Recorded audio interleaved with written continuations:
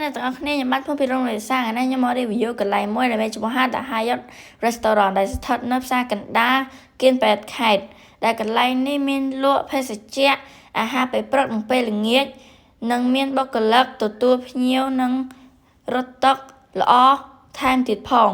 កន្លែងនេះមានកន្លែងដើរលេងនិងលេងកម្សាន្តជាច្រើនដូចជាកន្លែងលេង ball pool soccer កន្លែងលេង snooker និងកន្លែងកម្សាន្ត